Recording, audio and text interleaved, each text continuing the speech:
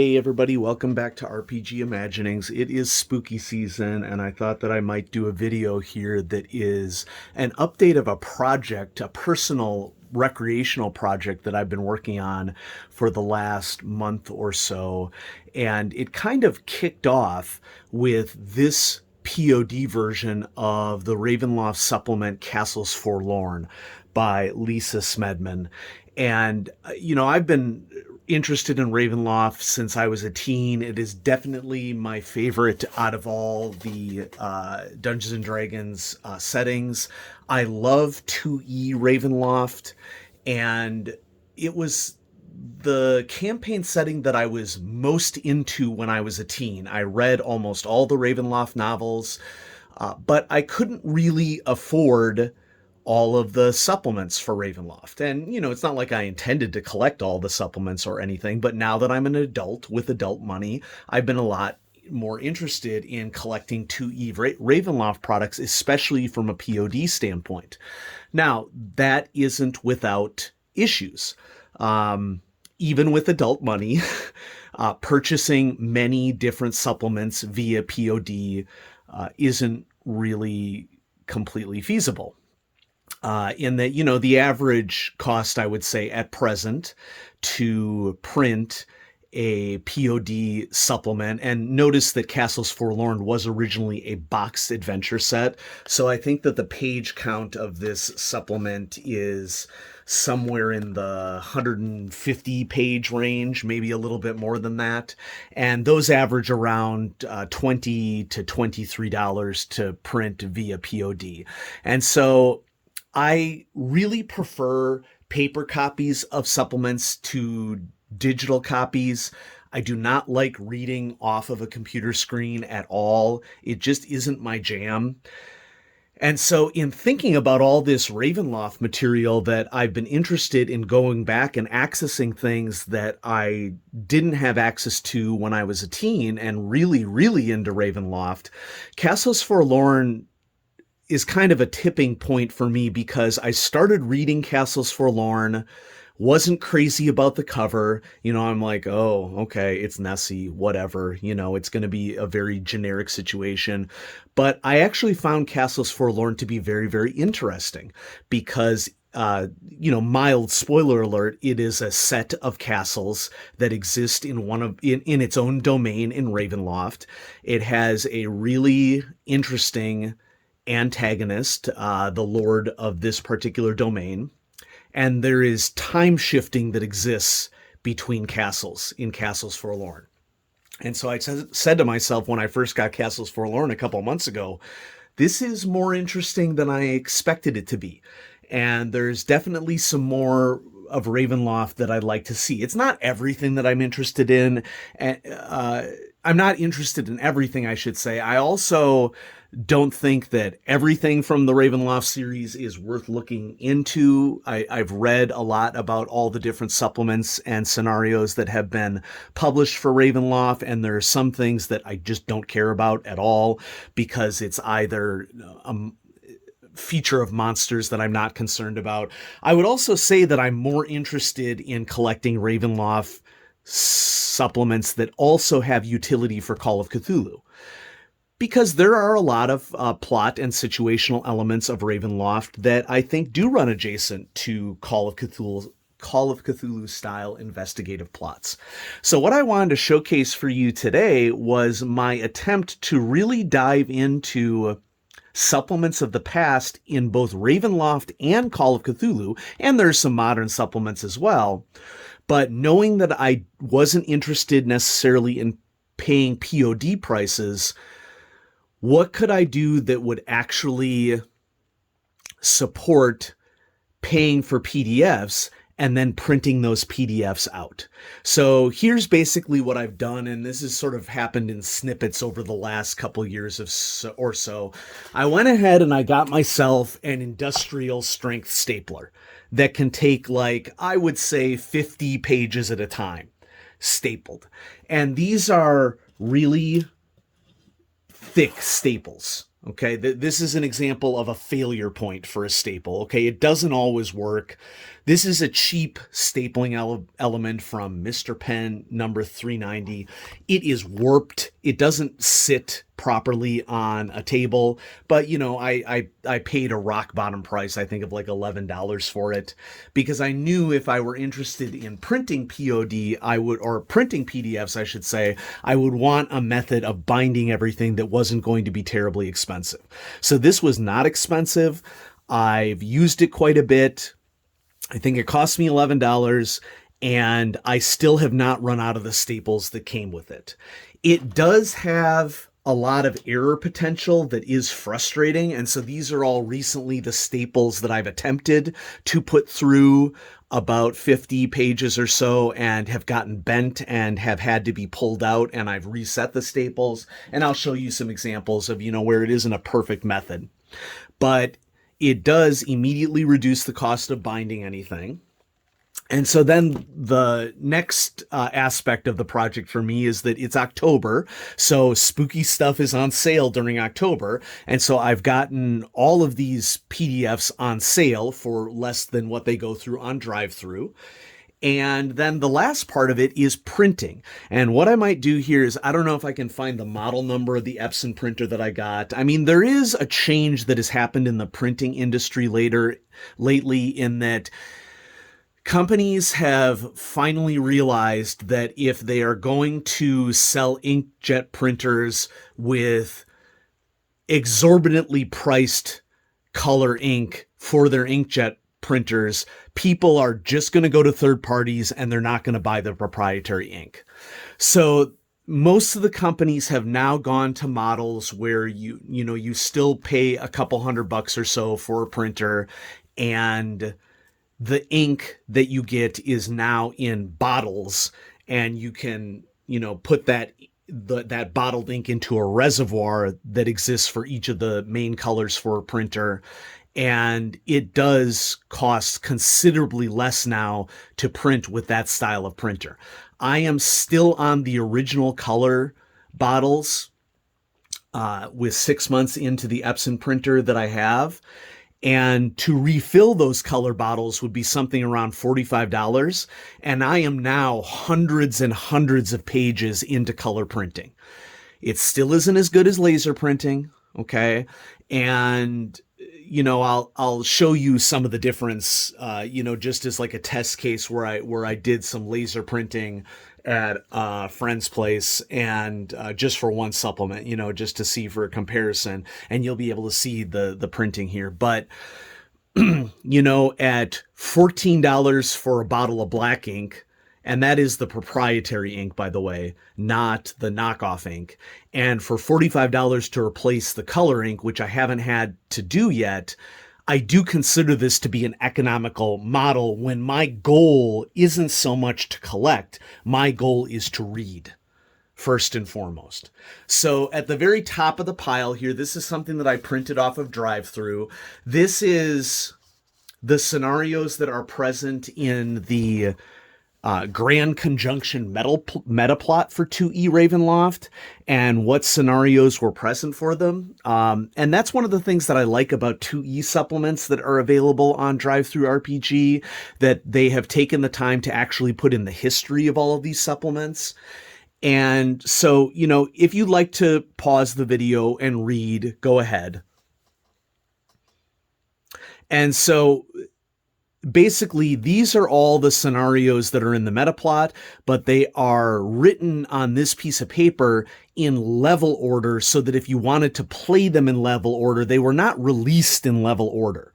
And so the intended parts of this meta plot were released so that like you do like a 8 to 10 scenario before you did a 3 to 5 scenario. And so I'm wondering if these were intended to be played with new characters every time or something. But if you wanted to play them together as a large meta plot, you would do them in this order. And so I'm like, ooh, cool, Ravenloft meta plot. Let's purchase all the Ravenloft meta plots. Now, this is where we get to the cost savings. If I want to do something like this and I want to purchase original copies of each of these scenarios, it's going to cost me easily $30 to $90 per scenario to get original copies of these. Okay, and I just don't have the money to do that. But printing them, especially on Halloween sales, is completely and totally affordable.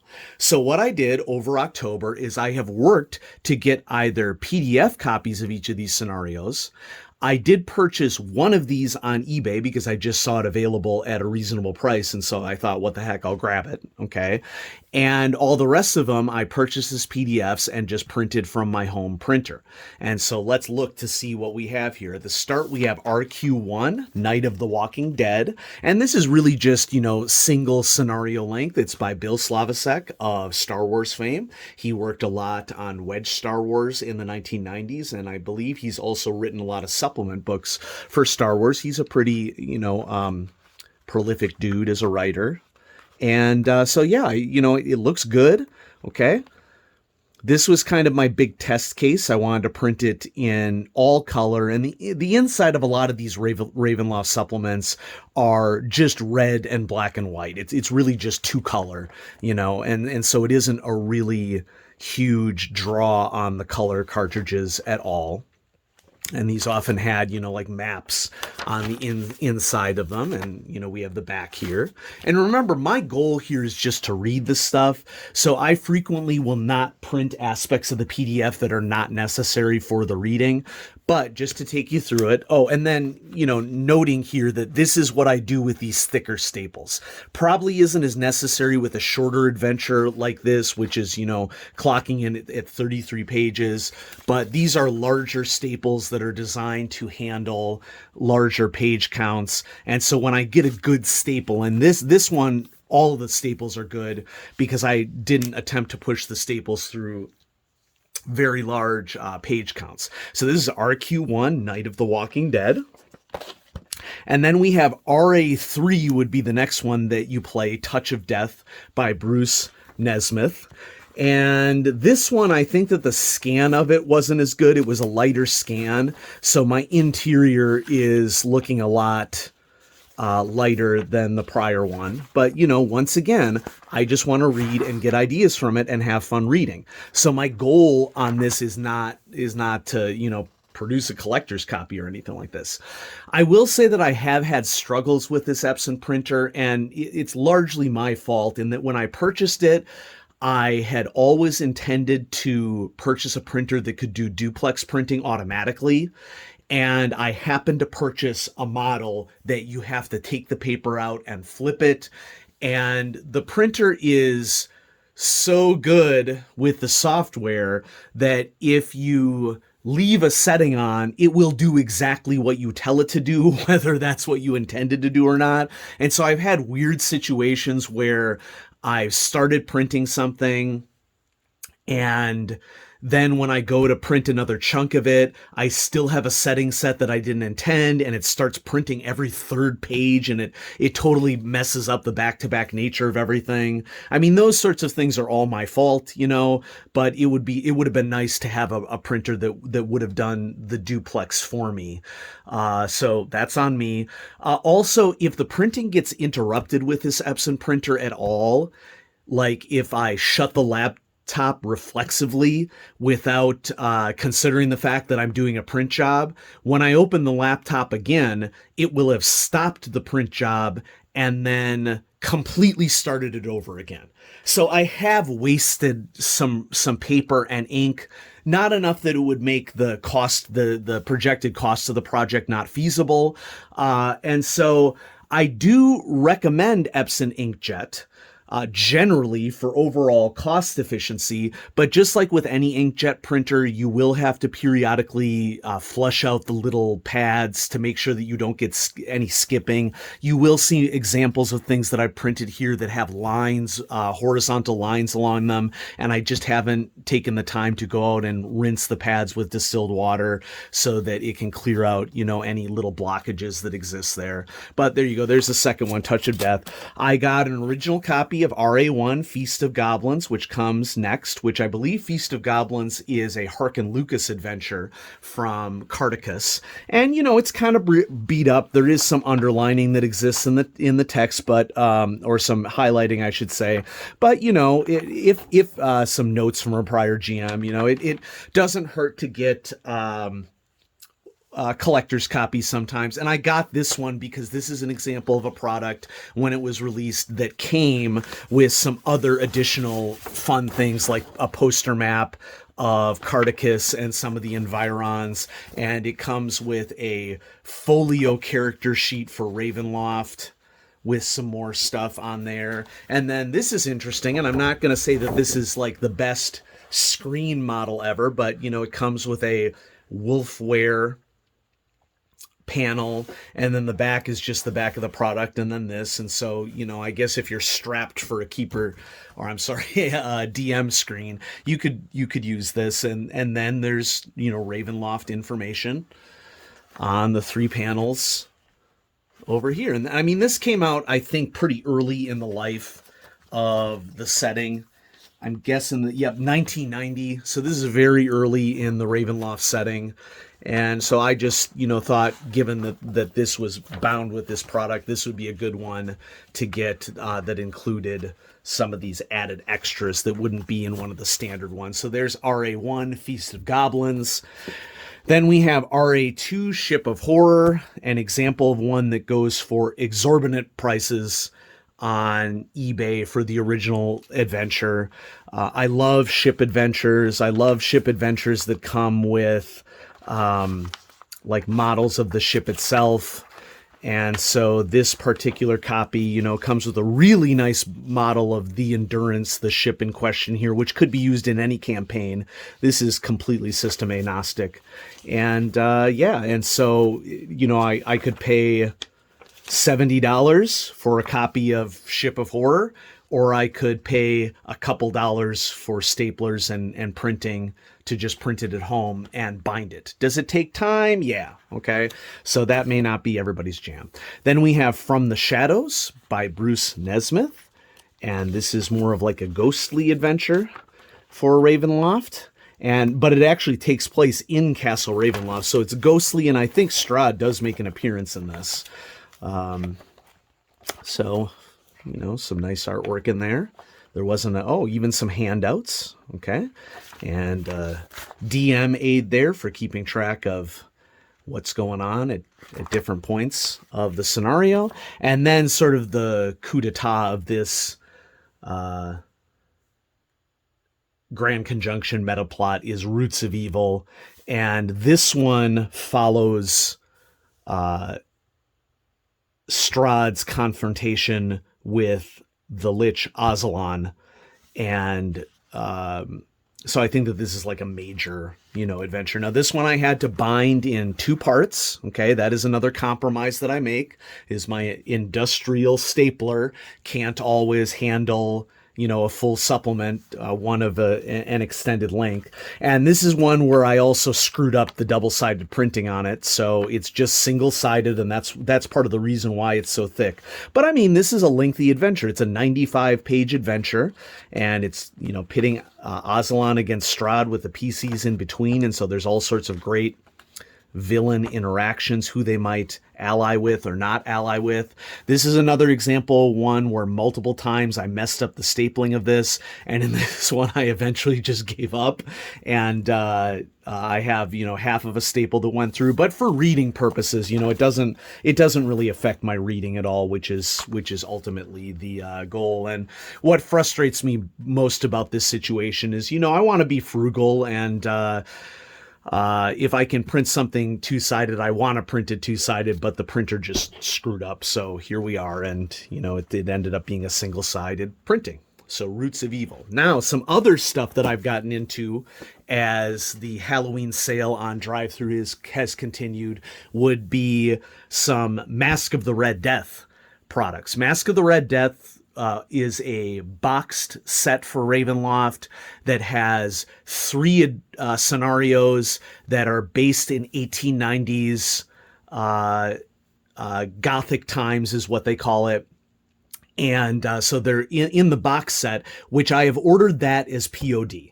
Okay, I've done a lot of printing recently, and so for this one, Mask of the Red Death, which comes into 256 pages, I'm going to pay $22 and get this one printed. Okay, and there is a scenario that features Jack the Ripper. There is a scenario that I'm blanking on it right. Oh, there's a scenario about Edgar Allan Poe's Masque of the Red Death, which is where the main name for it comes. And then there is also a scenario that features some other 1890s style villain, like from popular culture, and I'm just blanking on it right now. And so the Gothic Earth Gazetteer is an example of something that came out. I also messed up and printed this one single-sided, but it comes in at a solid 98 pages, so I bound this one twice.